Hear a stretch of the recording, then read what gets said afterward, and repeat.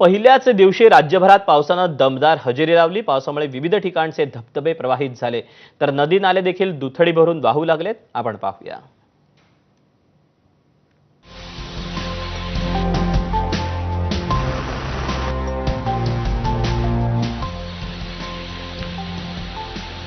महाराष्ट्रात मान्सून दाखल झालाय। राज्यभरात पावसानं दमदार हजेरी लावली आहे। बीडमधील कपिलधारा धबधबा प्रवाहित झालाय। मे महिन्यामध्ये हा धबधबा प्रवाहित होण्याची ही पहिलीच वेळ आहे। 100 फूट उंचीवरून कोसळणारा धबधबा पाहण्यासाठी पर्यटकांनी गर्दी केली आहे। साताऱ्यातील ठोसेघर धबधबाही प्रवाहित झालाय। रिमझिम बरसणाऱ्या पावसासह परिसरात दाट धुकं पसरलंय। सिंधुदुर्गच्या दोडामार्ग तालुक्यातील प्रसिद्ध असलेला मांगेलीचा धबधबाही प्रवाहित झालाय। धबधबा पाहण्यासाठी पर्यटकांनी गर्दी केली आहे।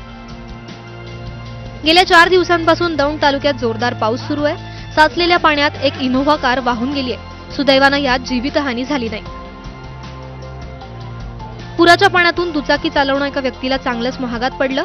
साताऱ्याच्या फलटण कोकळी रस्त्यावर ओढ्याला आलेल्या पुरात वाहून जाताना दुचाकी चालक थोडक्यात बचावला।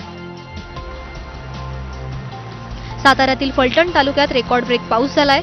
धुमाळवाडीतील पाझर तलाव सुमारे 30 वर्षांनंतर ओव्हरफ्लो झालाय, तर ओढे, नदी, नालेही दुथडी भरून वाहू लागलेत। सातारा जिल्ह्याला पुढचे 4 दिवस ऑरेंज अलर्ट देण्यात आलाय। कोयना नदीवरील सर्व बंधारे ओव्हरफ्लो झालेत। कराड तालुक्यातील खोडशी डॅम पूर्ण क्षमतेनं भरलाय। दौंड तालुक्यामुळे पावसातील सगळे छोटे मोठे पूल पाण्याखाली गेलेत। मसनरवाडीमधील ओढ्याला पूर आल्यानं पुलावरून पाणी वाहतंय।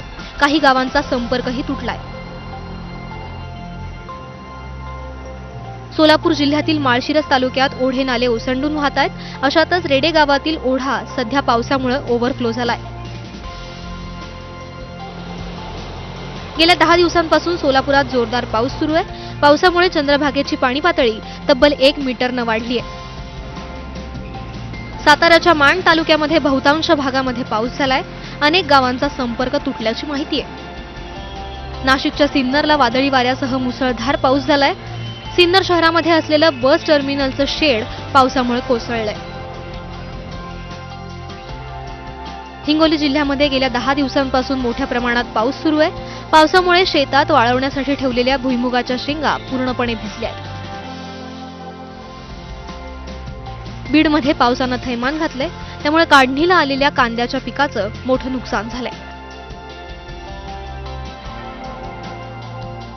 अहिल्यानगर आष्टी जामखेड राज्य महामार्गाचं गेल्या 2 वर्षांपासून काम सुरू आहे। इथं बनवलेला मातीचा तात्पुरता पूल अवघ्या 1 तासातच वाहून गेला, त्यामुळे राज्य महामार्ग बंद झाला। प्रवासी वाहतूक तब्बल 10 किलोमीटर अंतरावरून वळवण्यात आली।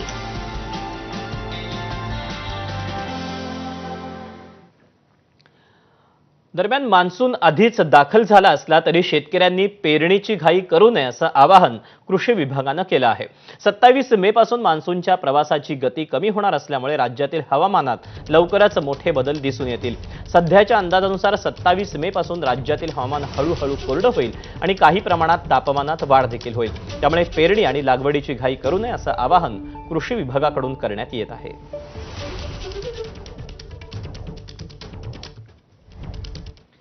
आणि पावसानंतरचा अन्य काही बातम्यांचा आढावा घेऊया। वैष्णवीनं आत्महत्या केल्यानंतर तिचा सासरा राजेंद्र आणि मोठा दीर सुशील फरार होते। सुरुवातीला एंडेवरनं